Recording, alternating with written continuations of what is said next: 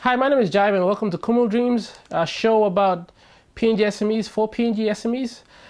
In this episode, I interviewed Mickey Puritau, the owner and founder of Paradise Spices, a vanilla processing and exporting facility in PNG. In his interview, he talks about how he started Paradise Spices, and I think you'll find it very, very interesting. Lots of good insights, so enjoy the video. Yeah, it's a long story. We were in another business, but our business got burnt up, and I decided then that I should go back to the basic, to the ground, and start, become a village man again. And that's how I decided to go back home. I'm from Lalau, from Central Province. I had a mango plantation.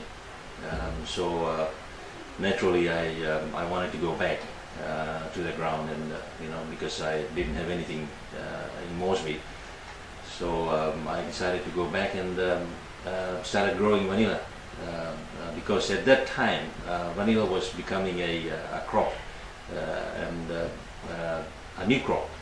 So I decided that that I should go into it. And that's when I started cultivating, learning all about how to grow it, how to cultivate it, how to pollinate, how to do all these things. And then the only thing I didn't know much about was curing. So that's when IPA came in, and I was involved in attending a seminar in Madang, which IPA organized. That was in 2003. That's how I started. To learn the business about vanilla, in all the way from cultivation to curing and export. And so I was one of those few people who attended. And up to that time, of all those people who attended, I'm probably one of the only ones that is left in the business at this point in time. Yeah. So I mean, for me, it was a long-term thing. It was not a short-term, thing. So I started out in 2001, growing, and also, unfortunately, I didn't have the money. I didn't have the capital to go into the business. So the only way that I could do it was to from learning on the ground, and also learning from this seminar, I decided to make use of the techniques that I learned, and that's when I went into training the farmers around the country. And so a lot of the vanilla farmers heard about the training programs that I was running at that time. So how I built it up was that I actually came up with a few strategies, actually. In actual fact, see that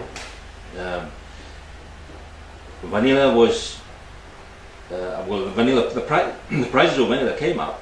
It actually it came up suddenly because of the Madagascar plantations that were destroyed by cyclones.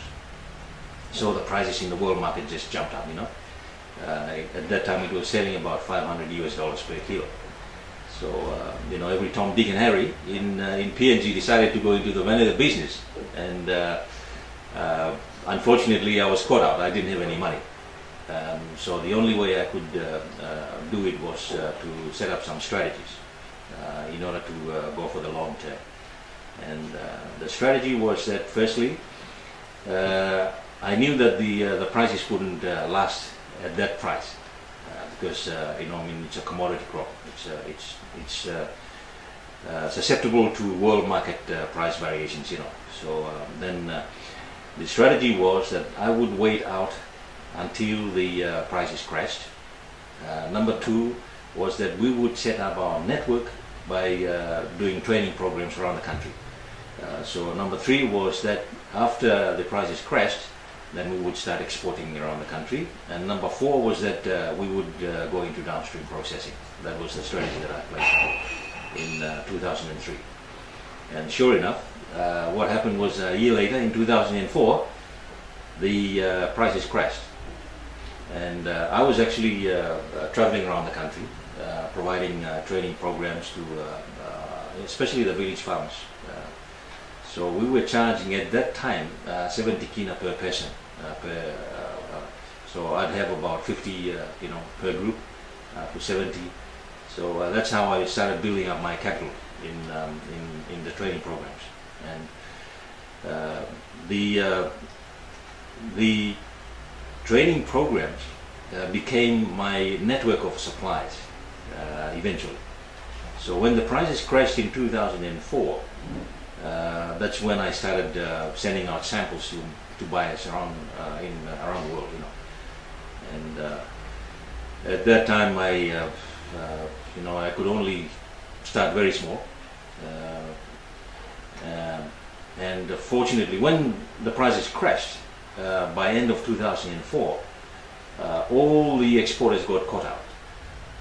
They were buying vanilla beans at 700 kina per kilo, and suddenly the prices crashed to about $100 US. And so those people who bought at 700 kina per kilo lost out a lot of money. Yeah. And so within the space of 3 to 6 months, about 90% of them went out of business. Yeah. And so that's when I started. Yeah, so I used the little money that I raised from training programs to start. The first export we made was to Japan, 5 kilos. And then the buyer liked it, so it went to 10 kilos, 20 kilos, 50 kilos, eventually to 100 kilos and 200 kilos. So we started looking for other buyers around the world, and eventually in 2006 we exported about 10 tons of beans to the USA.